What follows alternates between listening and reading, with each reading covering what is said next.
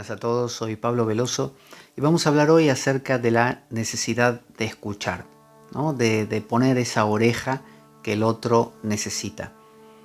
Hace muchos años, tendría yo unos 17 por ahí, me vinculé con una institución llamada CBB o CVV, sería aquí en España, B corta, ¿no? CBB Samaritanos. Que era una institución laica, no tenía que ver con la iglesia, de voluntarios que ayudaban a gente que o bien quisiera suicidarse o bien que estuviera desesperada, que tuviera algún problema, depresión, tristeza, no sé, una crisis, lo que fuera. Mi intención en realidad era, había leído el libro tibetano de los muertos y acudí a un sacerdote muy afín a mí, el padre Dol, de la parroquia Santa Ana, que quedaba cerca de mi casa, era donde yo iba, y le dije, padre, yo quiero estar o participar de algo que tenga que ver con la gente que se está muriendo. Y me dijo, mira, miró en una especie de fichero, me dice, no tengo nada de eso, no conozco nada, pero conozco esta institución, así que aquí podrías ir. Entonces fui, me presenté, y yo tenía eso, 16, 17 años, y bueno, me adiestraron, me hicieron el curso de adiestramiento y me prepararon, era el más joven de todos obviamente, me prepararon para recibir justamente a los consultantes, a la gente que venía, ¿no? Creo que les llamábamos atendidos, creo que era así, los atendidos. Y bueno, este movimiento parte de, por un lado, de la filosofía de Carl Rogers, que desarrolló esta terapia centrada en el paciente, que consiste en no dar consejo, no dirigir, sino escuchar.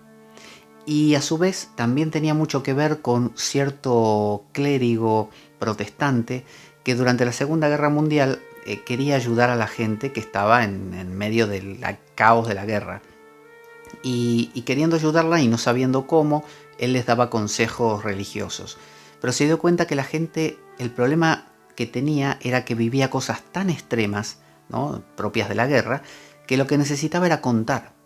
Esa gente lo que necesitaba era contar lo que había, el horror que había visto. Entonces no servía que él le hablara de Jesús o de la Virgen. Bueno, de la Virgen no, porque era protestante. De Jesús o de lo que fuera. Entonces empezó a oír. Se dio cuenta que poner la oreja era lo que sanaba. De hecho, Freud llamaba a su terapia la terapia centrada en el habla, en el hablar, en la palabra. Porque a veces el hablar sana, porque permite que uno se escuche a uno mismo. Uno piensa muy rápido y a veces piensa tan rápido que no sabe lo que piensa. Pero si a mí me piden que explique lo que pienso, ya baja de velocidad. Y si me piden que escriba lo que pienso, baja todavía más de velocidad. Entonces cuando hablo y cuento lo que me pasa, me escucho. Y eso me ayuda un montón. Y si lo escribo y luego lo leo, más todavía, porque al leerlo después y además que lo escribí lento y elijo las palabras, me permite conocer lo que me pasa. Entonces participé de esta institución durante años y me convertí también en el que formaba a otros, en el formador de otros, y recibía gente que llamaba telefónicamente y decía, me quiero matar, por ejemplo, me quiero cortar las venas, tengo un cuchillo en la mano. En algunos casos lo hacían y teníamos que llamar a emergencias.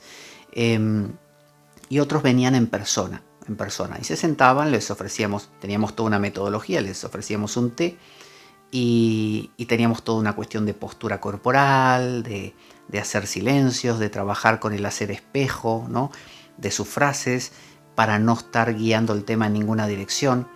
Pero la clave de esto es la importancia del escuchar. Muchas veces nuestras comunicaciones, nuestros diálogos, no son diálogos, son monólogos alternados.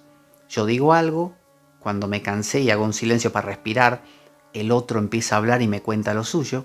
Yo entonces espero que el otro pare y entonces le cuento lo mío.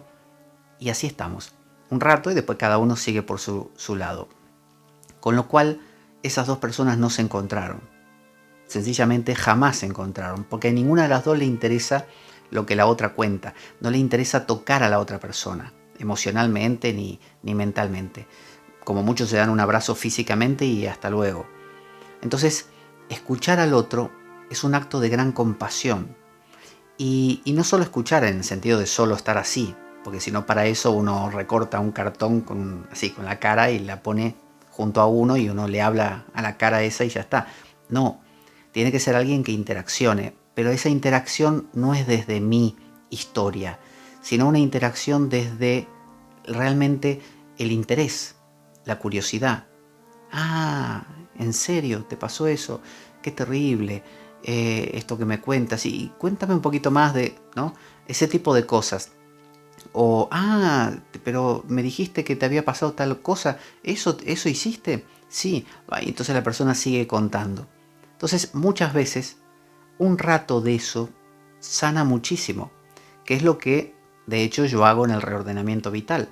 Que es la metodología que utilizo para la gente que me viene a consultar por temas humanos. En el fondo tiene ese perfume, es el perfume de la mayéutica socrática, el perfume del oír, ¿no? Porque a veces es oír, pero también es saber preguntar, hacer unas preguntas oportunas. Y para hacer preguntas hay que estar escuchando. Si yo estoy escuchando a alguien pensando en pajaritos o pensando en cuándo voy a hablar yo y a contar lo mío, yo no sé qué preguntar porque no estoy escuchando a la otra persona. Tengo que aprender a oír. Entonces, todo este proceso, que en mi caso lo aprendí desde esa época, desde la época del CBB Samaritanos, aquí en España se llama el teléfono de la esperanza, bueno, es algo muy necesario, muy necesario. Solemos pensar que hay que darle recetas al otro. Si a mí me funcionó, a vos te va a funcionar también. No, no. La idea es escuchar, preguntar, dejar que el otro se exprese, que al expresarse con nuestras preguntas el otro pueda descubrir cosas. Esa es la idea del reordenamiento vital, de la mayéutica socrática o de la terapia basada en el paciente de Carl Rogers o del psicoanálisis, ¿no? Es el escuchar al otro, el dejar que se dé algo, se dé una magia ahí que no se daría si yo lo interrumpo y le cuento o mi historia o lo que a mí me parece que esa persona debería estar haciendo. Para pensarlo.